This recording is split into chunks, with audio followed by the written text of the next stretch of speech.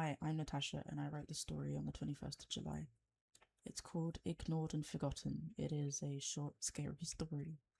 I write short, scary stories every Monday on my blog, if you're interested. But anyways, the story. The house was dilapidated. Half of the house's roof had missing or fallen shingles. The other half of the roof had entirely caved in. Maybe a storm did it. Maybe it happened over time. Mold grew around the walls of the exterior. In parts, you could still see the yellowish cream that once wrapped around it. The exterior of the place was completely littered. There was broken, rain-ruined furniture, a plastic chair with only 3 legs, a wooden cupboard with the doors hanging on their hinges, a table flipped upside down, a bed with no bedposts.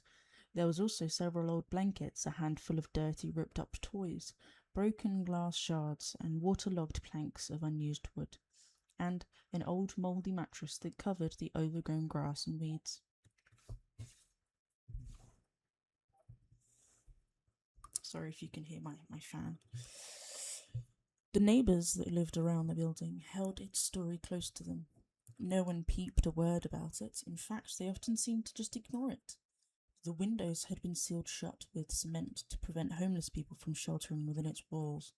If someone had lived in it, it must have been at least a decade or 2 ago.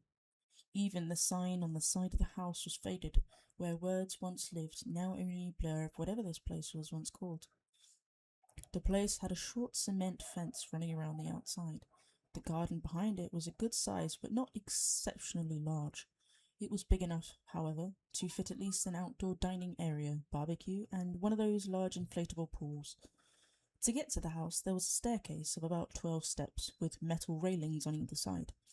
They had previously been covered with nice reddish tiles, but most of the tiles had now either been weather-withered, while others had disappeared, maybe hiding beneath the knee-high unkept grass. I lived in the apartment building across the way. Living in one of the tallest apartments, I could clearly see the residents from the balcony. I often stood there and wondered what sort of creatures lived inside.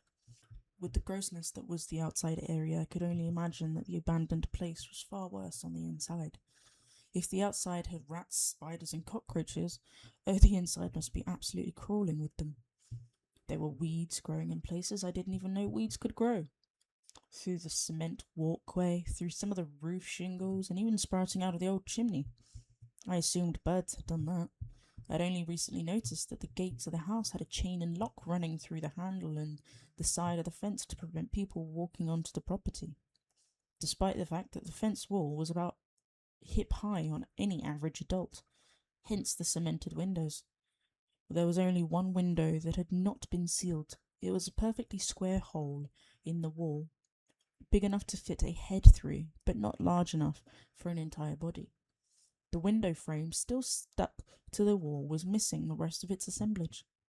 Through that gap, at least from where I stood on the edge of my balcony, all that could be seen was darkness within.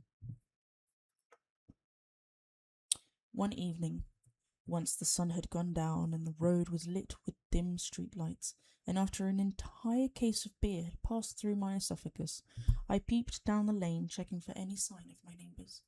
You see, after months and months staring at the old forsaken estate from the height of my veranda, the curiosity finally overcame me. Seeing nobody outside, I exited my apartment, took the elevator down several floors to the exit of the building. I made my way around the structure and headed up the tarnished staircase on the paddle-locked gateway. I peeked around the area once more before jumping over the fence and onto the fecund landscape that sat before the retired house. I noticed that something about the place made me feel a little queasy. If I looked at the place for too long, I became nauseous. But now, standing on the front lawn, I felt like I was literally about to be sick. I inhaled a deep breath of air to contain my stomach, but the air was musty from the ruins and rubbish that it only made things worse. I covered my nose with my hand and pulled out a torch from my pocket. I let the light of the torch traverse through the trash sitting on and hiding within the grass. I noticed something shift fast from the corner of my eye. I spun the light towards the direction and realized it came from the square. open window frame. A large dark shadow rushed past the opening once again, and I froze. Watching the gap for a few moments more, seeing no further movement, I inched closer to the gap.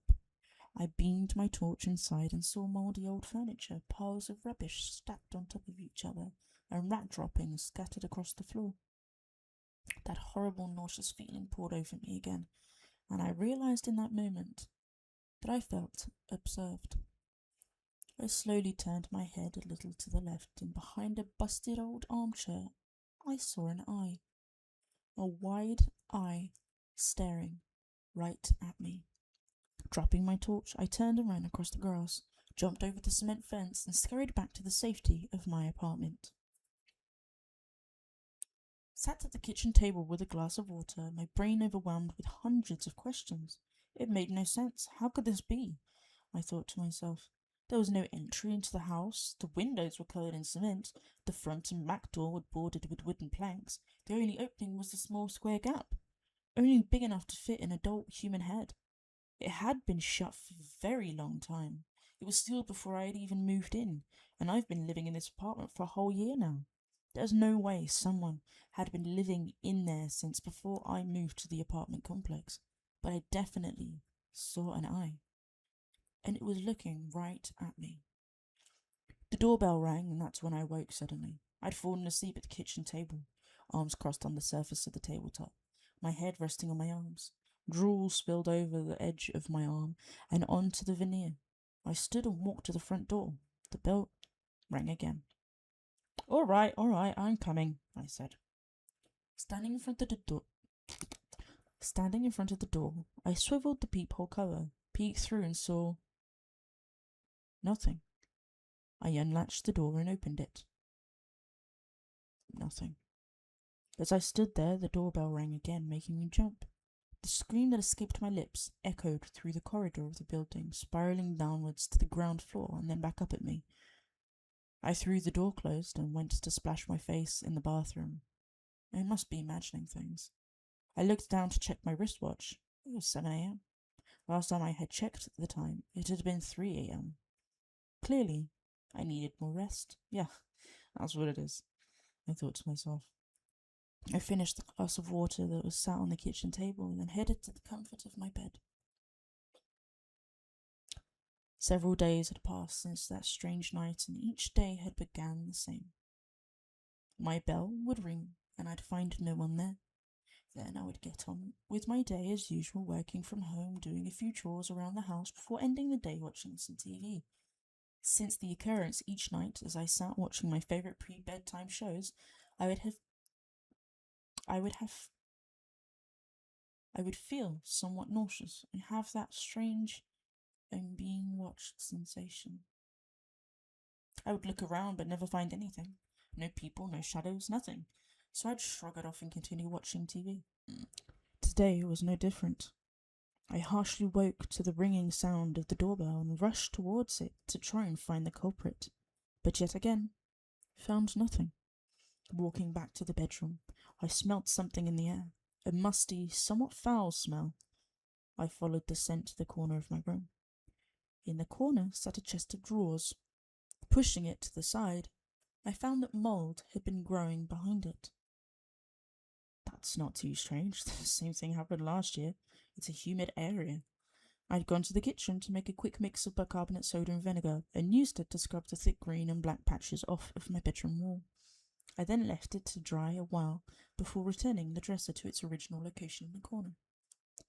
Later that evening, as I sat on my soft, snug sofa watching my shows, I had that strange sensation again, that I was being watched. I sat up, turned off the TV and looked around. No people, no shadows, nothing. Looking up, however, I did notice something extremely odd. Growing between the edges of the chandelier and the ceiling were strands of fresh weeds. They hung down loosely, while one of the strands had been growing wrapped around the frame of the chandelier. As odd as it was not the cause of why I felt observed. I climbed up off of my sofa and made my way to the left wall and examined it. I searched near the bookshelf. I searched over the wall hanging shelves. and I searched the gaps between a set of picture frames that I had hung up only a few months ago. And there, between two of the frames, I found a hole in the wall. A hole that had not been there when I hung up those picture frames. I leaned in and peeked through the crack, and my stomach dropped. As I stared through the hole, something too stared back. A wide human eye was looking directly at me.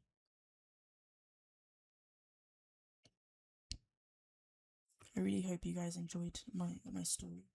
Again, I write a short scary story every Monday because I have put this challenge upon myself where I have 1 hour and a half every Monday, like on a timer, to write and edit.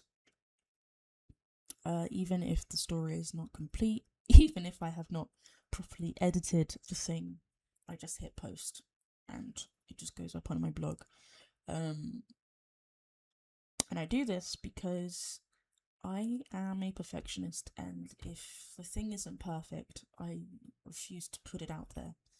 But I can't keep doing that, otherwise I'm never going to be the prolific writer that I've always dreamt of being. So I'm kind of forcing myself to not be perfect. There's a quote that says, it's not about being perfect, it's about getting it done. And that's what the objective of this challenge is, basically. So that's what I'm doing. And if you would like to keep up with it, if you enjoyed the story, there is way more stories on my blog and more to come. So